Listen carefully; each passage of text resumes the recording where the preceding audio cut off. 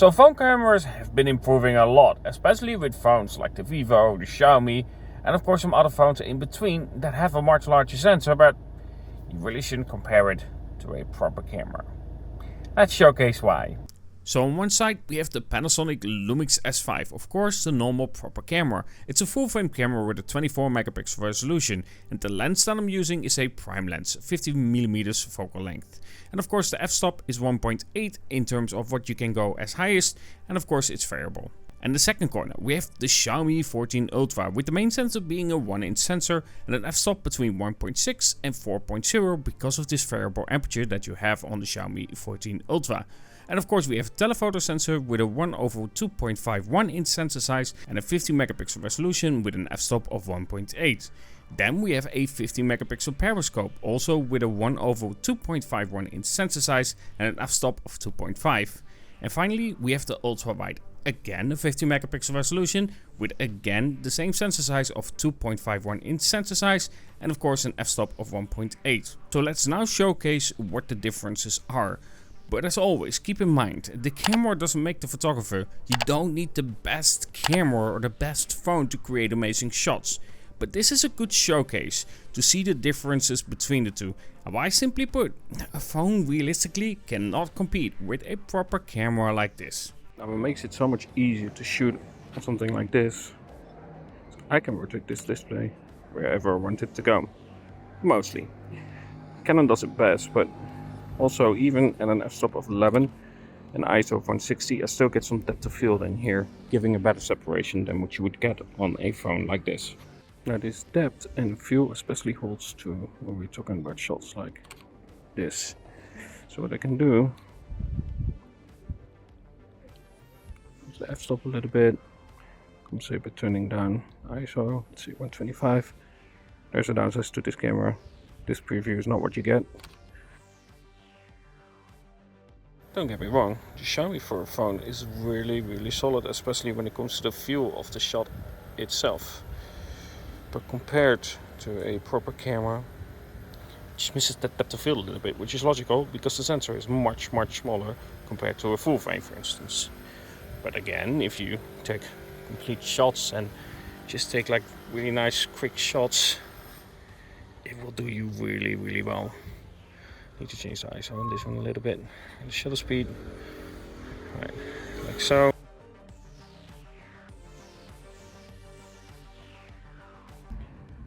Now what I always try to do when it comes to my photography is try to create a point of focus, something that draws your attention. Sometimes I use, for instance, a blur, like you see right there on the bottom of the shot, to make sure that your eyes are focusing on the subject that I'm trying to capture. With a camera like this, that's far more easy. That depth of field helps with creating that separation, creating a focus point. That, for instance, is right now that point right there. Don't get me wrong, with the Xiaomi this is still somewhat possible, but to a different degree. Again, I could create a separation right there. Whoopsie, should make a photo instead of video. I can create still a separation with this iron bar right here in front of it.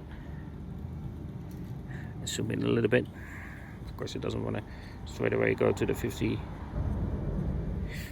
Zoom in a little bit just to create that same effect, same composition, so I can show you what I mean with separation difference. Hopefully it's in focus, as in the video that I'm trying to record.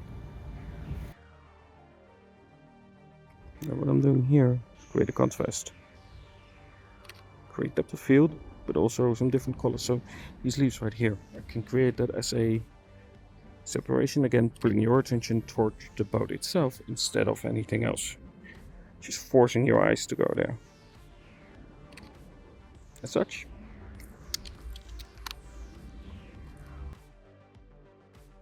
One big benefit for a phone though is quickly swapping between lenses, so really close, where with a camera you need to change the lens. And of course I am using a 50mm prime lens. Let's see if I can get focus on the phone. A 50mm prime lens on my main camera, which means that it is stuck at set 50mm. Again, the benefit for a phone is you can quickly swap around, but don't get me wrong, on a camera like this, of course, you can have lenses that have different focal lengths. I have one, but I just prefer using the 50mm itself. Now in situations like this, standing like this, it's definitely a benefit to have a different focal length option really quickly with the phone itself. Now, big sensor isn't there just for light itself, it's also there for the details in the shot. You will find that yes, my main camera will have far better details than, for instance, a phone does. It's just the way that it goes. But when it comes to feel, Xiaomi is like one of the best when it comes to replicating that feel of a camera. It understands photography in a different way than a lot of other brands do. One of the big benefits comes down to shots like this. The phone can easily get really close, including macro photography as well, which I cannot quickly do.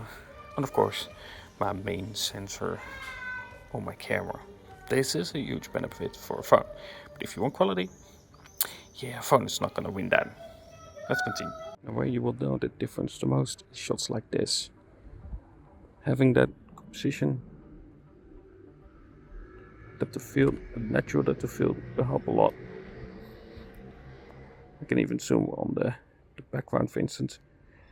So I take the shot and create like more depth of field in the shot itself, simply because I can focus, for instance, on this window right here, focus in the middle window, and I can focus on the background. You will get a natural depth of field in between that.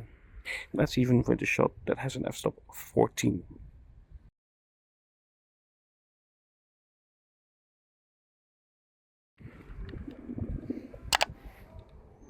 Often I also get the question, okay, how do I approach my composition? Now, for instance, here, I really like, so I'm gonna put it a little bit to the left.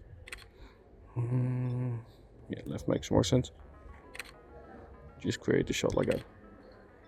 The person there would be nice if I can capture that.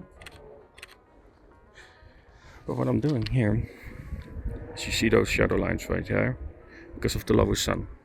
It's close to golden hour. What you get is like really nice dark shadows, which I really like. This is where it's the strongest. The difference between a phone and a camera. We'll see how much better it captures the details in you if it wants to focus.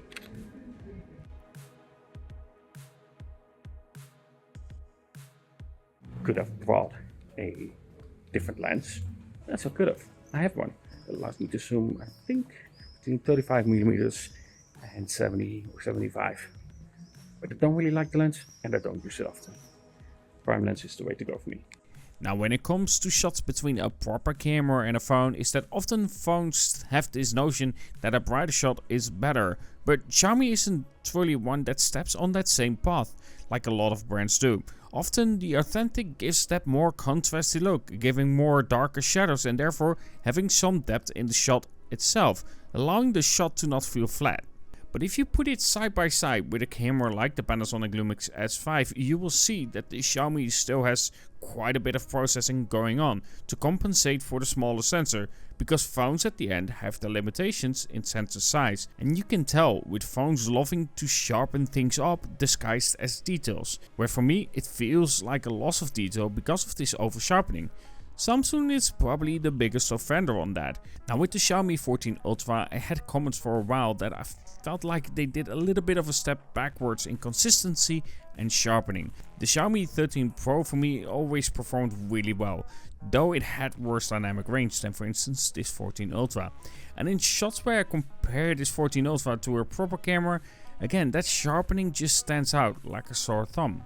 And of course, when it comes to my approach, a lot of times with photography I use depth of field in the shot itself, having something on the foreground or potentially on the background that allows you to get that focus pulled towards the thing that I'm trying to shoot. This on a proper camera like this is much better to achieve. Yes, you can cheat the system to a degree with a phone, but it doesn't really feel natural, and of course you're fully dependent on the system itself to work well with edge detection. And of course, in this case, with such a large sensor, details will be better preserved on a camera like this. But with all of that in mind, don't remove the phone as a possibility for your video recording or for your still photography. There are definitely benefits to a phone. For instance, quickly swapping around different styles that you can create, like for instance on my Xiaomi. Now as you can see right there, looking right now at the Xiaomi itself, you can see there's definitely a difference in depth of field.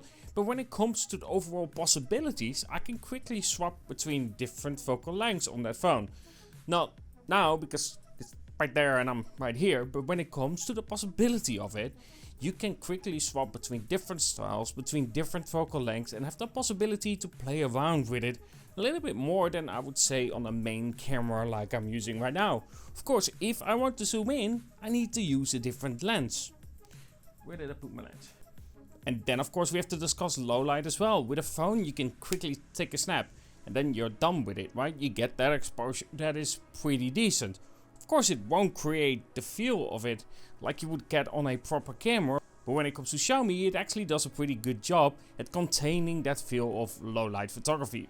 But again, it won't compete with someone who knows how to properly set up a camera like this in low light photography. At the end though, while my Panasonic Lumix S5 will easily beat, of course, the Xiaomi 14 Ultra, there are things to keep in mind when it comes to the possibilities of a phone compared to a normal camera. But when it comes to details, when it comes to the depth of field, when it comes to the natural feel of shots without it being over-processed, a phone doesn't stand a chance against a proper camera. Especially if you swap around with lenses and so on. Like for instance, yes, I can zoom in 120 times with a phone, but it will look shit. If I put a lens on this one that allows me that 120 times zoom, that will provide much better quality than whatever we get on a phone. Either way, if you did enjoy the video, don't forget to like, comment and so on. And of course subscribe, we're getting really close to the 10,000 subscribers. Thank you very much for that one. Of course, have a good one and talk to you guys in the next.